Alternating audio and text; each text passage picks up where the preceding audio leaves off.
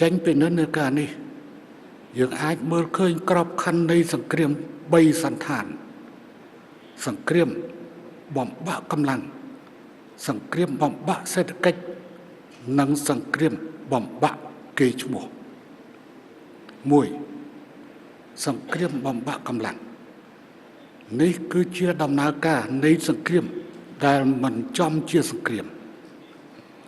នេះជាចំនួនរយៈពេលវែងដែលគ្មានការប្រឈមមុខដាក់គ្នាដោយផ្ទាល់ក្នុងទ្រង់ទ្រាយធំប៉ុន្តែត្រូវបានវាយប្រហារតាមរយៈការប៉ះទង្គិចរប៉េះរប៉ោះជាបន្តបន្ទាប់និងអូសបន្លាយរយៈពេលយូរនេះគឺជាការរត់ម៉ារ៉ាតុងយុទ្ធសាស្ត្រតែភាគីណាដួលមុន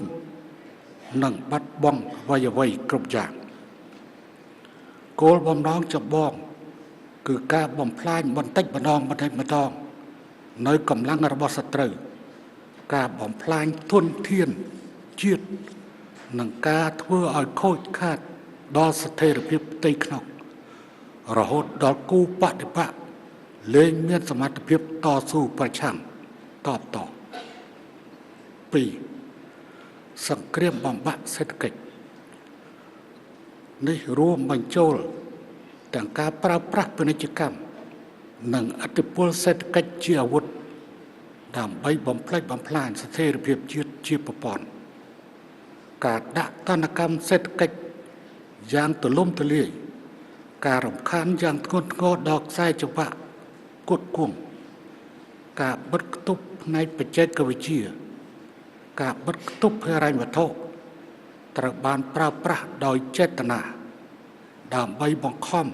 ប្រជាជាតិឯករាជ្យឲ្យចោះចាញ់ដោយមិនចាំបាច់ប្រើក្របកំភ្លើង3សង្គ្រាមបំបាក់កេរ្តិ៍ឈ្មោះសង្គ្រាមនេះមានទម្រង់ជាសង្គ្រាមព័ត៌មាននិងសង្គ្រាមចិត្តសាស្ត្រដែលប្រើប្រាស់ឃោសនាលាបពណ៌ជាលក្ខណៈប្រព័ន្ធសង្គ្រាមនេះកេងចំណេញពីភាពផុយស្រួយផ្ទៃក្នុងប្រទេសដូចជាអក្រិតកម្មឆបោកអនឡាញឬការប្រើប្រាស់ស្តង់ដារ2លើបញ្ហាសិទ្ធិមនុស្សមកធ្វើជាលេសដ៏សមស្របដើម្បីដាក់សម្ពាធពីខាងក្រៅវាយប្រហារលើស្ថាប័ននយោបាយក្នុងស្រុកនិងធ្វើឲ្យប្រជាជាតិមួយបាត់បង់ធម្មានុរូបនៅលើឆាកអន្តរជាតិ